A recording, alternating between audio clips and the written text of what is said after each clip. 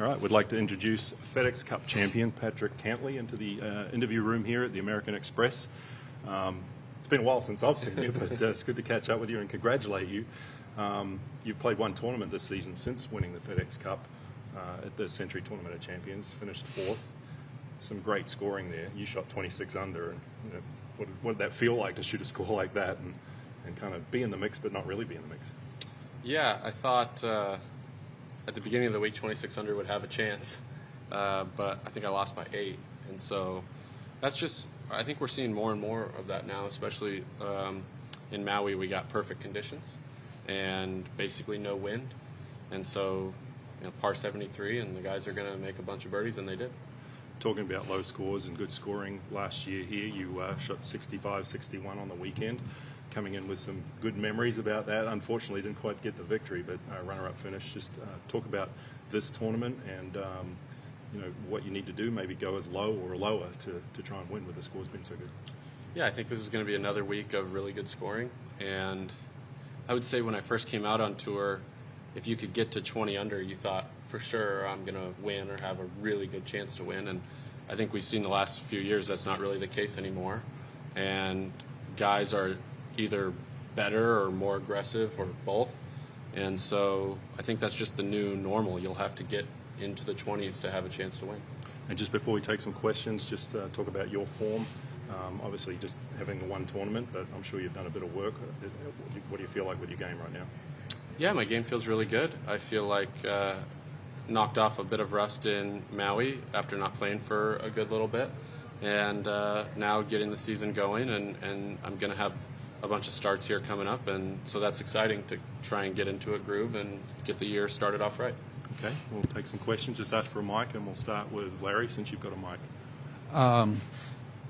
You and Rom both talked at Century about taking some significant time off in the fall, and now you both went out in the first tournament and went crazy. How do you feel? Are you ready to go? Obviously, 26 under is pretty good. You must have done some work on the off season to be ready for that. Yeah, I think my plan is to show up to every tournament and be 100% prepared to win.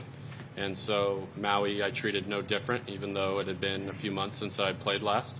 And even though this is kind of the beginning of the year and people always talk about the run-up to the Masters, definitely you want to peak at the time of the Masters. But in general, I play a relatively limited schedule, and I try to show up each and every time I tee it up with the intent to win. This was the beginning of your year last year, or early in the year, and you didn't win it, but you certainly impressed people with what you did here on the weekend. Do you feel like this was kind of a launching point for the year in terms of being in the mindset of being on the leaderboard all the time? I didn't think about that last year, but it could have been. I think, if you ask professional golfers, I would say at times the game feels really, really easy. And if you would have asked me, Thursday, Friday last year playing the tournament, it felt hard. And then something clicked Saturday, Sunday, and it felt really easy. If you could tell me why that is, I'd be better. But yeah, and then I kind of carried it over to Pebble Beach. And although it was kind of the opposite, I played well the first day, Pebble Beach, and then maybe didn't carry it through. But the more times you can get it to feel like that, I feel like the easier it is to tap into that going forward. We'll go to Rex and then to the back. Just to follow up kind of on the idea that it's too easy after Maui, because of the low scoring and probably again this week, there was a lot of social media pushback on maybe the game is too easy for the PGA Tour players. Would you agree with that? I didn't say too easy. I said at times professional golfers can make it feel very easy. And what's your handicap? Never mind. No, but it's never too easy for me, to be clear. But some days it feels relatively easy. And sometimes it feels a lot harder. And that's just the game. Yeah, I guess my question was, when you have a week like Maui, and again probably this week, where there are going to be a lot of birdies and low scores, do you feel like those are fine, or do you kind of ignore the outside noise of people on the outside saying the game is too easy? Most people I've talked to, as far as golfing is concerned, do not say that the game is too easy.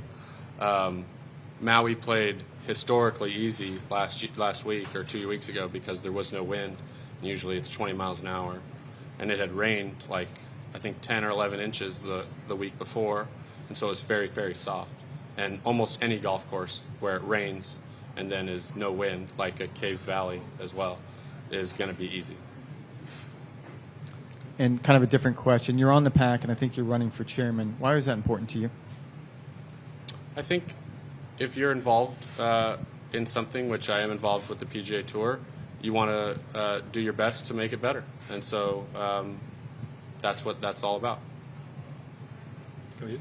Patrick, what's the preparation like for a tournament like this, playing 3 different courses, getting ready for it? Obviously, you've been here before, but how is that different from maybe other tour stops? I think it's a little more difficult because the conditions inevitably are going to be different on each golf course. And we saw that last year here with usually the Nicklaus tournament plays the easiest of all the courses. Maybe not La Quinta, but definitely more than Stadium. And I think, correct me if I'm wrong, but I think last year Nicklaus tournament maybe played even harder than Stadium because the greens were brand new and firm. So the most difficult part is actually the changing conditions of the 3 golf courses, especially me having seen all the golf courses as opposed to learning the golf courses. And for you, being from this area, after the season you had last year, now having accomplished what you've accomplished already in the game, and I know wanting to accomplish a lot more, is it any different for you coming back here, coming home and having fans around from where you grew up to be a part of this? Is it different now?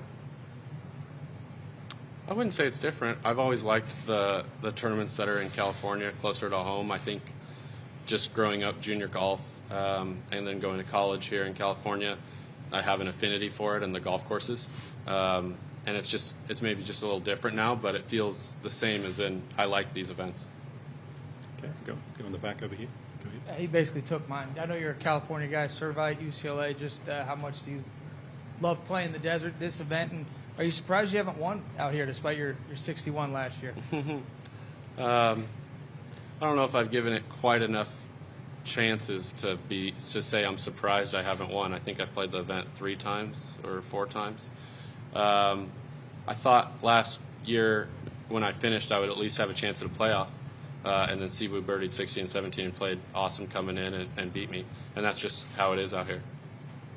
Okay, we'll go over here. Yeah, Patrick Bailey here from ABC Palm Springs. Just to build off that, what's your earliest memory of coming out here? Do you have any early memories, any memories that might stick out coming out here and playing desert golf? I remember I played a tournament. I can't remember which golf course, but I played a tournament out here in the desert. I was maybe 14 or 13, and I maybe shot around even par and thought I played pretty well. I might have shot like a couple under the second round. And there was a kid who's a friend of mine, Rak Cho, and he shot 64-64, and I thought there's no chance I could ever do that. What's he doing now, do you know? He might be on China.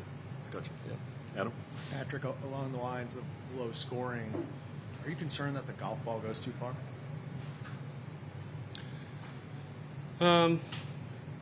Well, I saw the article that said that the guys came here and played in '87, and it was so hard that they boycotted and said they'd never come back. And obviously that's not the case for this golf course anymore. I think the biggest concern as far as the golf ball is that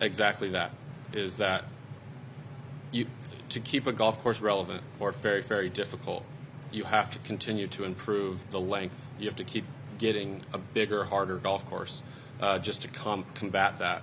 And so just judging off all the places we've played, I imagine when they built the place in '87, or they must have built it before that, obviously, in the '80s, but they could have never imagined, me shooting 61 on the golf course because you just couldn't do it.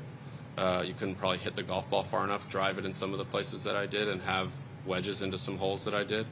And so that seems to me the biggest concern as far as distance and golf ball is to keep a golf course relevant. The tees have to go back, back, back all the time. How easy did it feel on Sunday last year here to shoot that 61? It did feel easy. I mean, I hit a lot of good shots, and then usually with rounds like that, you hit a few that are good shots and then they end up great.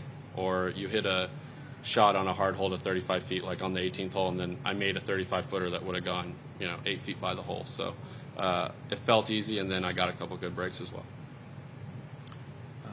I got a couple just to wrap it up on behalf of Simone. We'll go to you first. Kind of an obligatory. Do you have a favorite of the three? I know a lot of the guys like La Quinta Country Club. Feel like they can go low. We've seen a 59 out there. Do you have a favorite of the three? I like La Quinta Country Club. I think it's maybe the best conditioned golf course I've ever seen, and it's like that almost every year. So that makes it, really fun to play. Go back to Adam.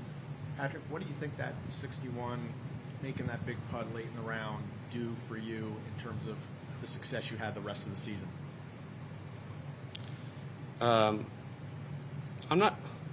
I try not to look at it in too small of a lens. Like, one round is not going to make or break or shape my season. And so I think a lot of the things that I was working on that, enabled me to shoot those low scores on the last couple days last year were the same things I worked on throughout the year. And the recipe that I've come up with for practicing and getting ready for events is a great recipe for me. And so as long as I stick to that, one event here or there, really good or really bad, is not going to be the make or break. Patrick, I just want to talk about John Rahm, world number one, former winner here. But what is it about his game, his consistency? What makes him a consistent threat playing on tour?